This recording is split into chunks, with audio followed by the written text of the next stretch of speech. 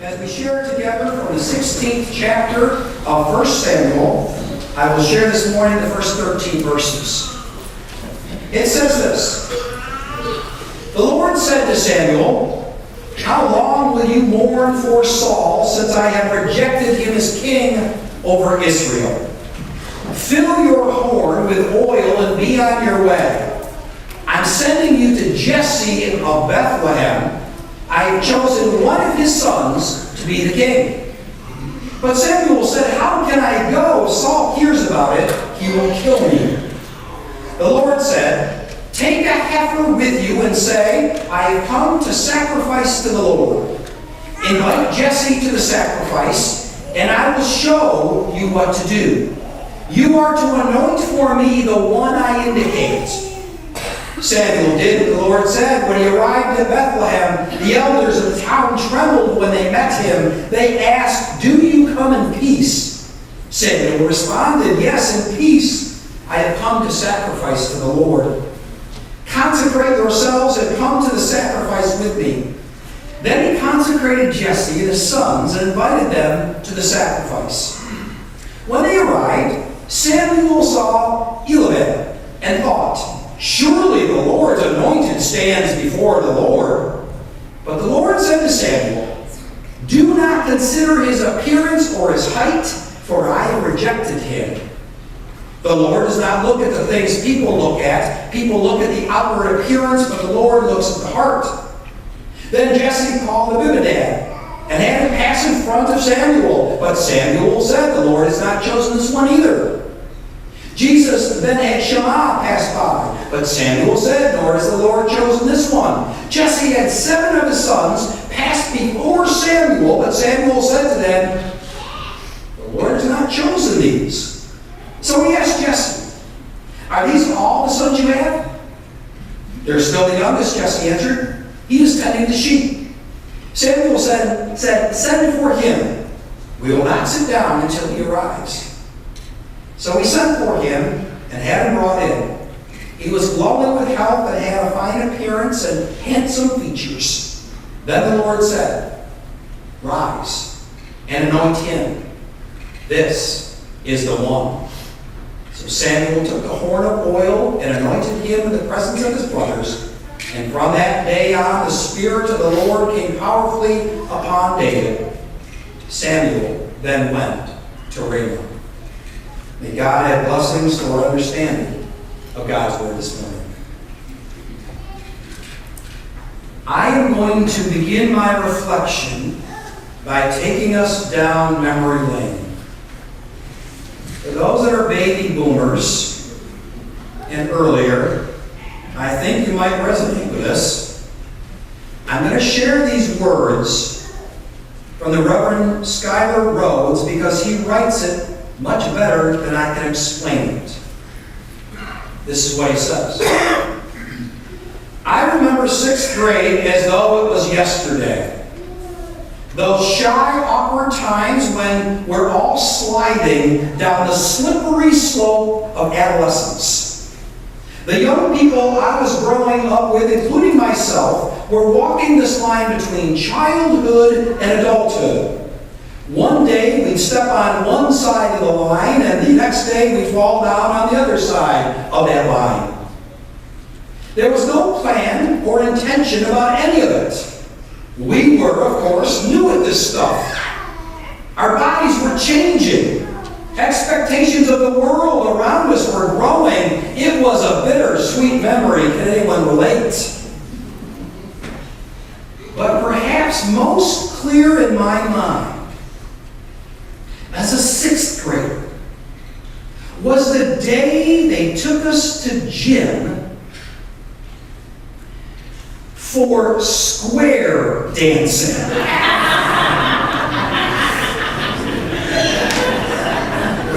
Square dancing. The teacher hauled out an old phonograph player and placed a scratched and warped square dance record on the turntable. He then lined the girls up on one side of the gym and the boys on the other. The girls were then allowed to select their dance partner for the upcoming square dance. It was unbearable. These strange creatures began cautiously walking across the shiny wooden floor, eyeing their potential victim. Each young boy was trying to look at the floor while seeing if any of the young ladies might actually be walking in their direction. The horror of the scene was underscored by the lose nature of it all. We were all young enough to admit, at least to ourselves, that we would rather be just about any place else in all the world. We really didn't want to dance with the girls, but the truth was the only thing worse than dancing with them was the prospect that no one would pick you to dance. But there was a lucky one. Oh yeah, a lucky one. The guy who had been sent to the office earlier in the day for passing notes in class. He at least was missing the slow, drawn-out torture. But on this day, even his luck failed him. You see, one of the girls stopped and looked around and patted her sock feet over to the gym teacher and said, "Not all the boys are here, Mr. Gym Teacher." The teacher surveyed the scene, and he nodded and sent one of the kids down to the office to get Scotty, the note passer, who thought he was safe in the office.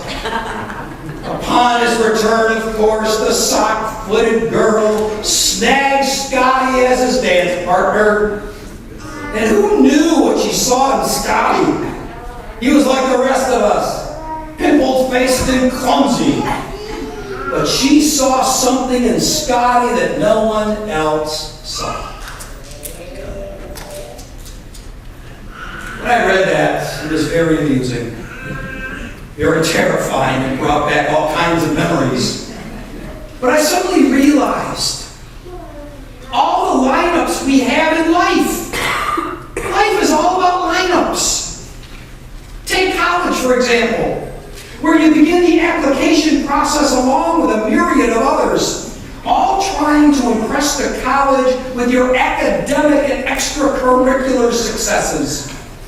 The admission process lines up all the candidates and chooses the best, the brightest, and most qualified. But it doesn't stop there. You have the lineups of our careers. Now here, not everyone is as qualified, motivated, or gifted, and this lineup is more intense and competitive than a college application because it involves one's livelihood, but there's still a lineup. There's a lineup when we select our spouses or partners. We take the time to date, court, test the waters to see who might be a good match or our soulmate. Now, some of us have had larger lineups than others, but it still requires a similar square dance gym class lineup where it involves maybe online dating or even a real face-to-face conversation. But it's still a lineup. And I got to thinking, even the church has lineups. Even if I tried, I could not have picked a worse Sunday to share the committee openings during the offertory reflection. It's a lineup. I'm asking you to line up. The committee will review possible candidates, discuss strengths, gifts, and on the other side, many sit here this morning wondering if they're qualified or if they'll even be asked someday. Life is all about lineups. That's what we find in 1 Samuel, the lineup of Jesse's sons, where Samuel looks for Saul's successor at the house of Jesse's 8 sons. And after assessing the first 7 sons, Samuel asked the question that I hope haunts us this week. He asks, are all your sons here? I hope that question haunts us this week, because this is a question we, the church, must ask also. Are all of our sons and daughters here? The star in the middle of that picture is the Endwell United Methodist Church, surrounded by hundreds and hundreds and hundreds and thousands of sons and daughters. And friends, we as a church do not have the luxury of not noticing who's not here. We need to see those left out in the pasture. We need to notice who is not at the table simply because it didn't occur to us to invite them. We need to acknowledge those who are not here because we have made it uncomfortable for them to be present. Because, friends, if we do not notice, then the Church of Jesus Christ runs the risk of losing an entire generation who, if not invited, included, ministered, and cared for, will find something else to fill the void. But at a deeper level, we need to realize that without our sons and daughters not here, we're not whole. Those of us who are living life as empty nesters know this all too well. When the family gathers for a holiday meal or a celebration and one of the kids aren't there, something's missing. We're not whole. A piece is gone. It's wonderful, but it's still not the same. And the same holds true right here. Whether by apathy, neglect, our definition of who we think belongs here, our prejudices, our laziness, our priorities, or our sin, we are not whole if brothers and sisters that we know are left out in the pasture and not at the same table alongside us. Our call this morning is for all of us to become more like Samuel, who was searching for Saul's successor. He wanted to make sure that everybody was in the lineup. Our call is to live with our eyes wide open and be like Margaret. That was her name. The little girl in stocking feet who ran over to the gym teacher. Her name was Margaret. She noticed. She was the little girl who noticed that Scotty was missing. So let me ask, who's missing? Do we even notice? Do we care? Will we act? We end worship today not with a festive hymn accompanied by brass that fills us with such joy we hum the melody throughout the week. No, this morning, my friends, we end with a confrontation. I want to introduce someone to you. Someone we all know at one level or another. She comes to our worship experience this morning honestly, authentically, maybe a bit abrasively, but vulnerable. But however she comes to you this morning, however she comes to us, and all those that she represents, the question remains, will we notice?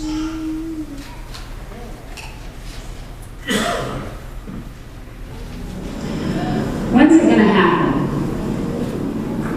Here I am, there you are.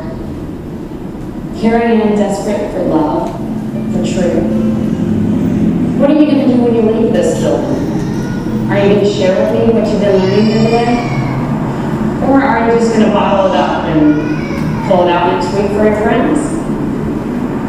Now, when I say share, I'm not talking about every tactic you've used on me in the past, like judging my every move, telling me I'm a bad person, pointing fingers, giving me disgusting looks. And my favorite is when you tell me that I'm lost. I don't even know what that means to be lost. Do you really think judging me is going to make me change? Would it make you change?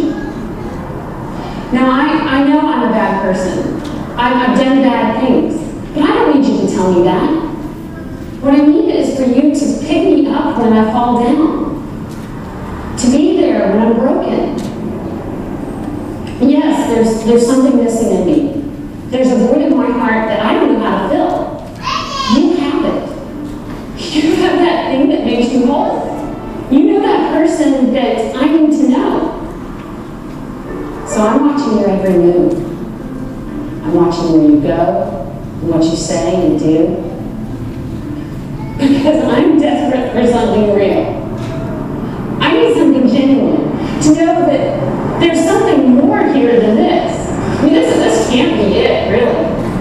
And I think you know that. Listen to me. I need you. I need you to be here for me. I need you to walk out right now, ready and willing to do whatever it takes. Hey, it may not be comfortable. It may not be easy. I need you to show me love. No matter the cost, show me what unconditional love really looks like. Stop telling me about this God of yours and show me who he really is. Honestly, I'll probably resist you. I'll probably argue with you and laugh at you. Even when you fall, I'll probably call you a hypocrite. But don't give up on me.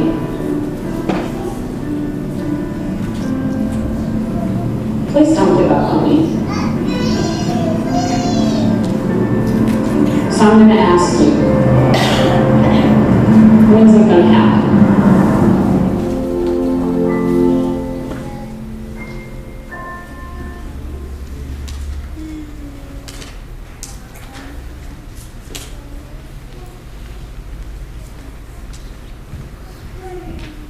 As our brother takes the light of Christ from the altar, it's our role and responsibility now to take it out into the world, to offer to others what has been given to us. So brothers and sisters of faith, go in peace. Go surrounded by the light of Christ.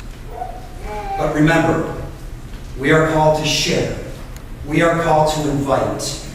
We are the hands and the feet of Jesus Christ. So go in peace.